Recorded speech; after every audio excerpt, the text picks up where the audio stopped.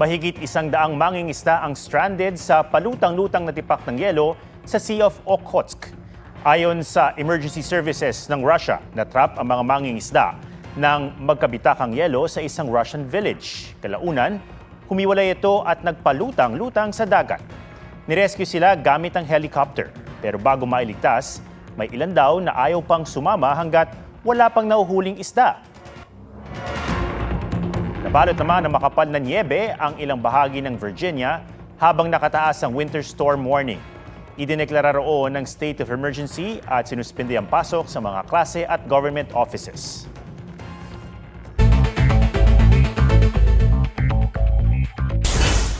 Ano yun? 10 pulis na nanakit at pinagnakawan umano ang isang ginang na inaaresto nila sa Taguig tinanggal sa pwesto. Tingin ng ginang peke ang arrest warrant, pilit daw siyang isinasangkot sa illegal drug case kung saan matagal na siyang napawalang sala. Pumayag daw siyang sumama sa barangay pero lumundag siya mula sa sasakyan nang lumagpas ito sa barangay. Inihakanda na ang mga kasong kriminal at administratibo laban sa mga pulis na kinukunan pa namin ng pahayag. Hindi daw ito tolerate ng NCRPO ang ganitong gawain ng mga pulis. Mga kandidatong lumabag sa regulasyon kaugnay sa campaign materials pinadala na ng notice ng COMELEC. Kabilang riyan ang 5 senatorial candidates na hindi pinangalanan. Tigil muna sa pagbabaklas ang COMELEC pero abiso ng mga kandidato na meron silang 3 araw para magbaklas. Bagong COMELEC Commissioner, Attorney Noli Pipo, nanumpa na bilang bagong COMELEC Commissioner. Emil Sumangil, nagbabalita para sa GMA Integrated News. Live-in o kasal? Ayon sa isang pag-aaral, dumarami ang mga Pilipinang pinipiling makipag-live-in. Mas practical daw ito bukod pa sa mahirap at magastos magpakasal. May report si Nico Wahe. Sabi ng iba, pag mahal mo, pakasalan mo. Pero hindi na raw ganyan ang estilo ng mga henerasyon ngayon. Sina Faye at Jeff, 10 taon nang nagli-live-in. 2015 ang piliing magsama matapos ang 3 taong pagiging magkasintahan. Kasi, di ba sabi nila, hindi mo malalaman yung tunay na ugali ng lalaki pag hanggat hindi mo siya nakakasama sa iisang bubong. Pag married ka at may nangyari, hindi ka agad makakawala kasi nga merong papel na nagtatali sa iyo. Meron nga yung kakakasal lang, kinabukasan, hiwalay na. Pero hindi raw ibig sabihin, tinitake for granted nilang isa't isa. Nakakumit naman din kami para ding kasal na ikukumit mo rin yung sarili mo. Wala pa nga lang siyang basbas ng church. Sa National Demographic and Health Survey na ginawa ng Commission on Population and Development noong 2022, tumaas ang bilang ng mga kababaihang edad 15 to 49 na nakikipag-live-in sa kanilang partner kaysa magpakasal. Mula 5% lang noong 1993, 19% na noong 2022. Bumaba naman ang mga babaeng nagpakasal mula 54% noong 1993, 36% na lang noong 2022.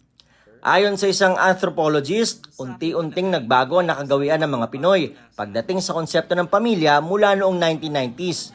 Mobility na ng mga Pilipino ngayon, hindi tulad nung traditional na lipunang Pilipino. Kaya nga may bahay, nasa bahay lang siya pero ngayon pareho nang nagtatrabaho. Marami na silang nakakahalubilong iba so pwedeng okay sila ngayon.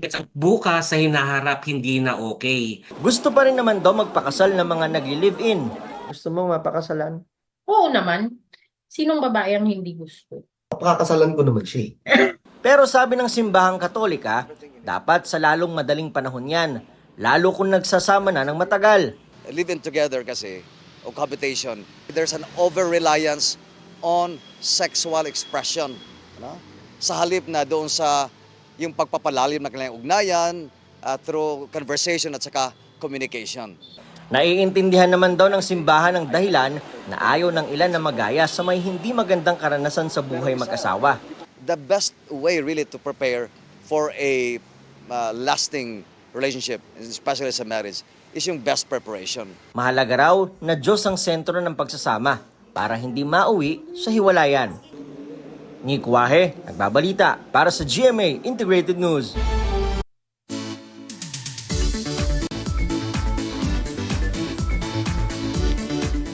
Bukod sa pamosong Chocolate Hills, must visit daw sa Bohol ang itinuturing na pinakamataas sa waterfall doon at ang burol na may panoramic view.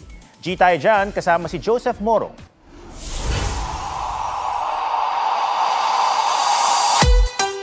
Emerald Basin na nakakaingganyang sisilin at talon na umaabot sa 60 talampakan ng taas.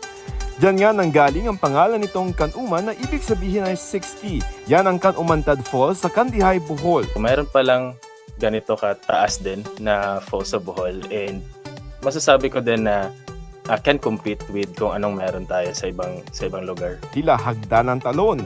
Ang paan nito ay may lalim lamang na 4 feet kaya ligtas paliguan. Ang kakaiba pa, may rice terraces sa taas ng talon na pwede ring pasyalan.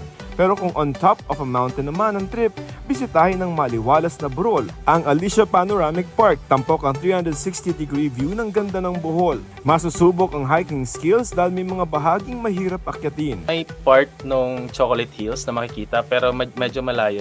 Magandang pasyalan ito mapaumaga man o gabi. Joseph Morong nagbabalita para sa GMA Integrated News. Huwag magpahuli sa mga balitang dapat niyong malaman. Mag-subscribe na sa GMA Integrated News sa YouTube.